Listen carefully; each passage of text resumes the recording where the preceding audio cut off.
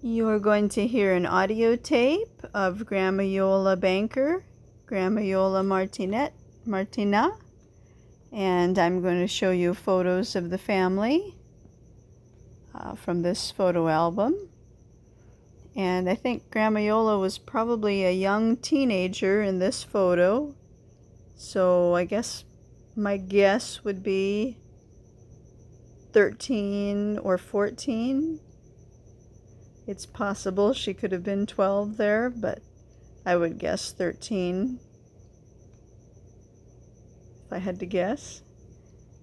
She's the center of my world right there. And I think this photo might have been taken at Lago Maggiore or Lago di Como, one of the Italian lakes in northern Italy. You see Grandma Iole on the right, and then her dad Dante with the tie in the dark suit. And I don't know who the other people are, maybe friends.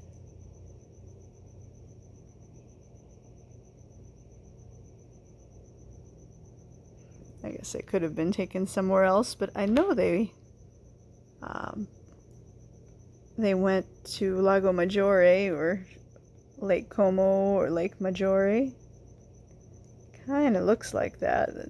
Other people kind of look Italian too.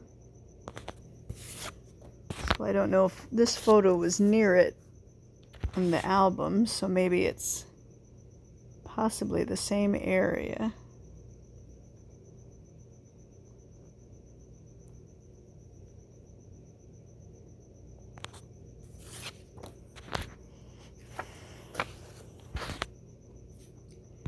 And here we see Ida, Grandma Iole's mother, with her legs crossed in the dark shoes.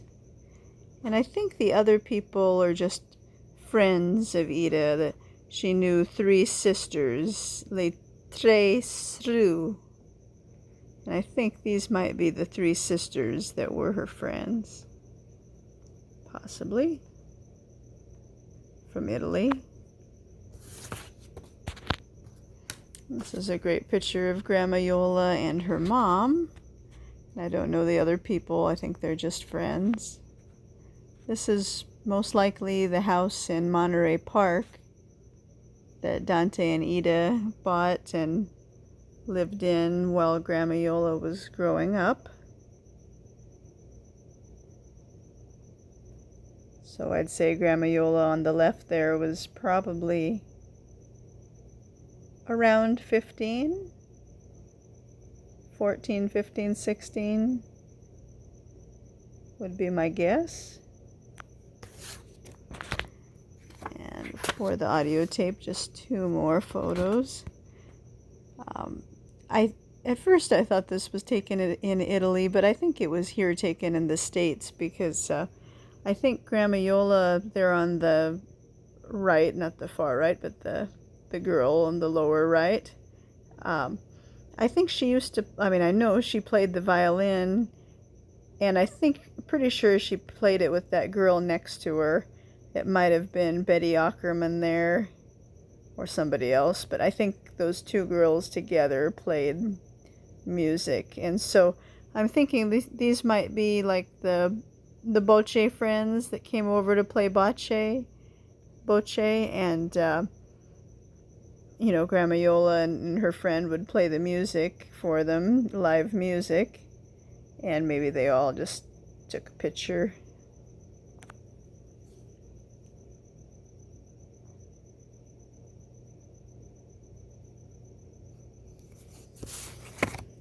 And I don't know who these people are. It might be friends of the family called the Godinos. I know they're Italian, because if you look on the back, it's all written in Italian.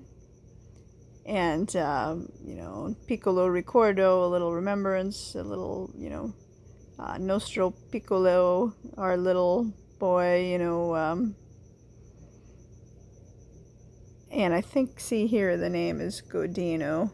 So, 1926, June. And once again, I don't know who these people are. You'll see later, I do know who the people are, but in this photo, I don't know. Must be friends of the family, I guess. Okay.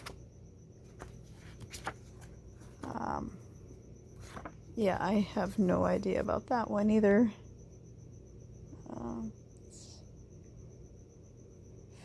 Fancy houses on the hill. If I had to guess what this is, I would say it's when Dante and Ida and Grandma Iole went back to Italy, and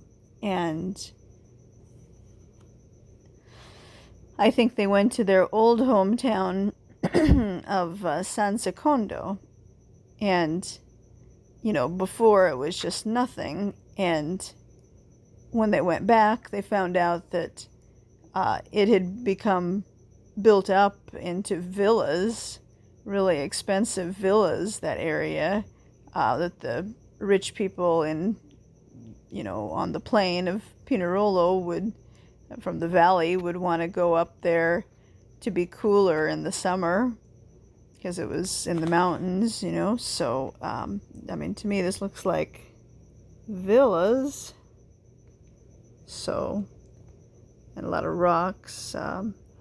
Maybe this is what became of their little hometown. I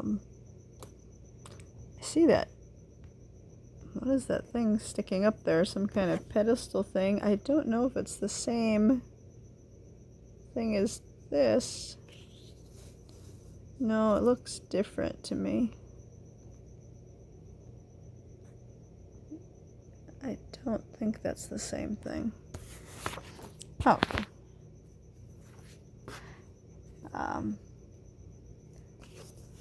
Yeah. Grandma Iole and her mom Ida and their old car. Look at that old car. Okay, so talking about Waldensian history now. Risorgimento. In the nationalistic atmosphere of the day, they were totally convinced that it was right to enlist. That's the Waldensians. So I'm not sure if that was a Model T or a Model A or what.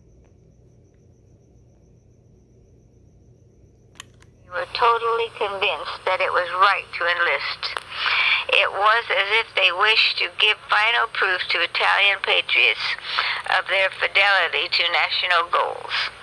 The war was a disaster for the whole nation, bringing on an interminable post-war crisis and the advent of fascism. As far as our story is concerned, two international facts were of major relevance. An end to predominance in world affairs by Protestant nations. Time to flip the tape over. Look at that old car. Mostly Ida and Grandma Iole.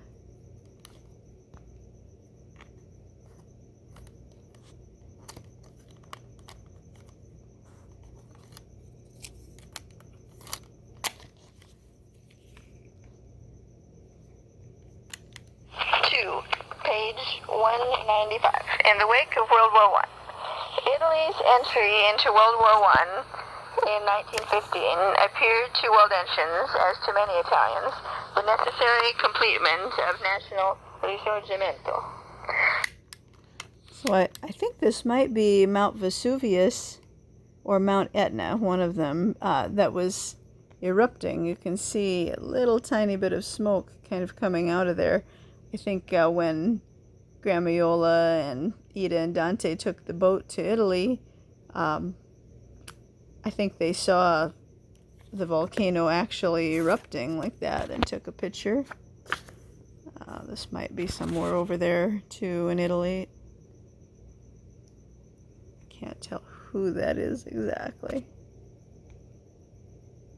If I had to guess, maybe Ida. I don't know.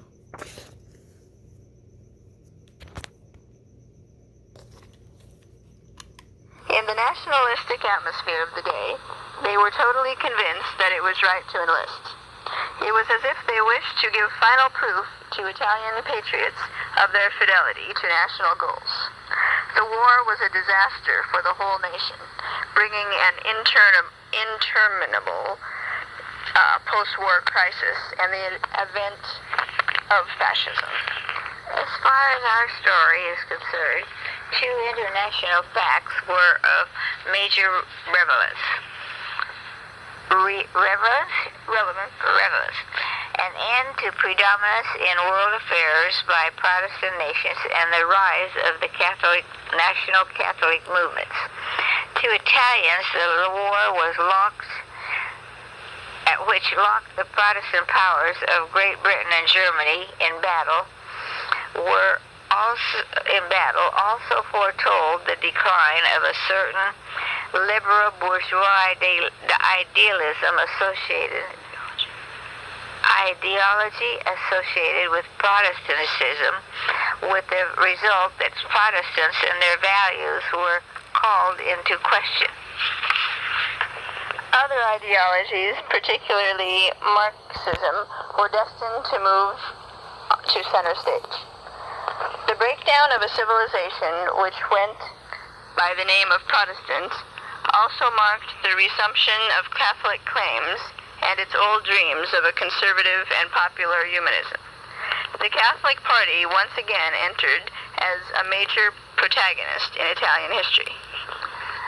In the climate of the confusion and apparent vitality of the post-war period, Italian Protestants thought mistakenly that they were playing a vital part in their country's affairs when they held a large congress of all denominations in Rome in 1920. Waldensians, too, deluded themselves by pointing to the transfer of the Waldensian seminary from Florence to the nation's capital, Rome, and to the inauguration in Torre Pellice of two large educational buildings in memory of their war dead. In actual fact, they were marginal events. If the Protestants were not immediately aware of the portent of the fascism shadow overtaking the nation, they were to make the discovery in 1925, on that infamous February 11th, when Mussolini and Cardinal Gaspari signed the Concordat between the Catholic Church and the state. 3. In the dark night of the Concordat. Sure. Okay. Tell me. Anyway. I think the Germans blew up or sunk a submarine,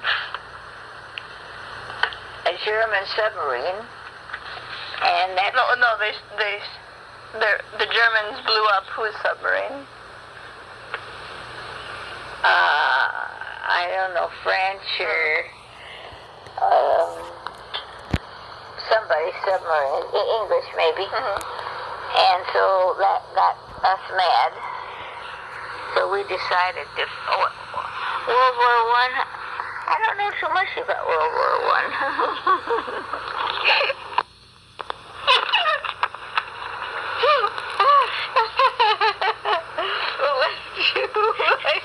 I did know World War I. My dad was in it. He was. I know they were fighting the Americans and the Germans.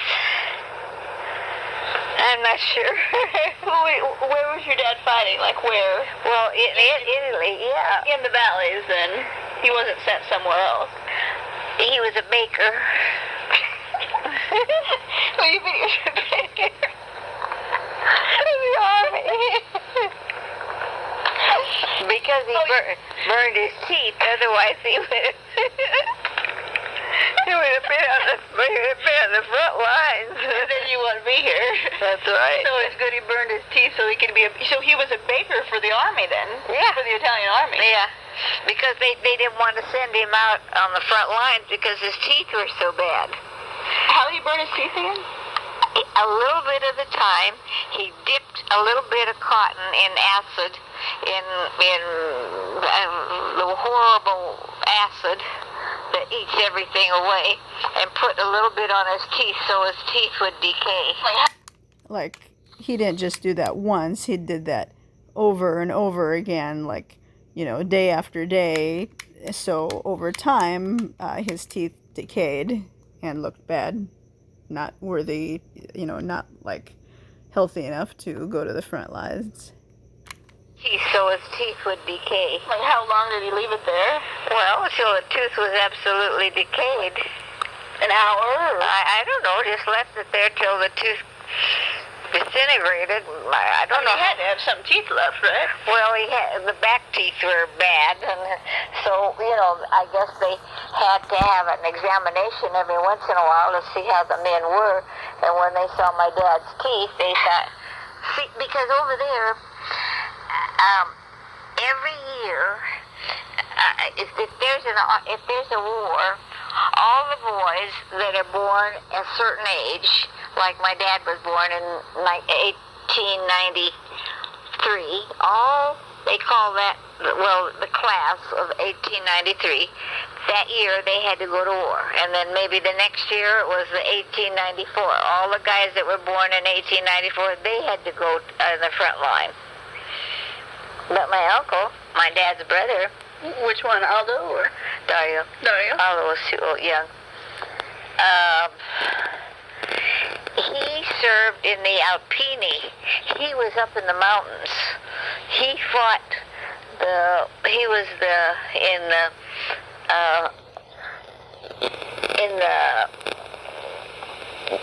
you know, trying to get rid of the Germans. Was he in the, like, if it was Alpini, was he in the mountains, like the Alps right by Pinerolo, or was it more the Dolomites? I don't know. No, they just called it the Alpini. Like, did he have to go far away? I guess, yeah. I know. I remember when I was a little kid, would you please tell me a story of when you were in the army, you know, so.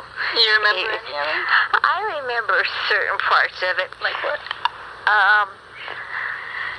Well, I guess my dad kind of remembered that when I guess maybe they could see the war coming to an end. Mm-hmm. So wherever they went, I don't know wherever they were. Somewhere still in the Alps, though. Yeah, he was still in the Alps, and my dad he wasn't in Pinar. They'd sent him someplace else to be a baker, another country, another city. But somewhere still in the province, more or less. Well, yeah. But when they saw that it was coming towards the end of the war, they started retreating from wherever they were to go back to like where they came from. Mm-hmm. And he said, "Oh, that was really bad." And my uncle said that too. That because up in the mountains, they all saw the end coming, and they didn't want to, you know, they wanted to go back to where they came from. And so it was like, many, many days, you know, because of course it was all walking and at night, and it was probably very disorganized, and they had nothing to eat. They would, poor farmers, they would go in, and if they saw a farm, they would just grab a chicken and cook it and sleep in the barn, and so it was, and my dad did that, and my uncle did it too. So it was for a long time. It was like 42 days or 52 days for a long journey to get back home. Yeah, it was, and nobody knew where anything was, and it just, you know, everybody was on their own. You know, it was all on their own. It was kind of like once the war was coming to an end. Yeah. It was kind of. Just like Benini's movie, when they saw but at least they had trucks and stuff, and it was a little more organized. But this was walking, and it rained. It just poured rain.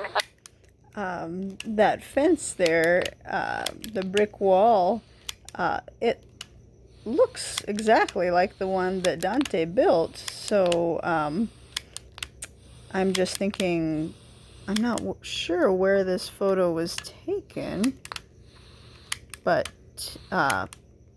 either Dante built that wall somewhere else, or this picture was taken somewhere on the property, or he just built a very similar wall somewhere else because it looks identical.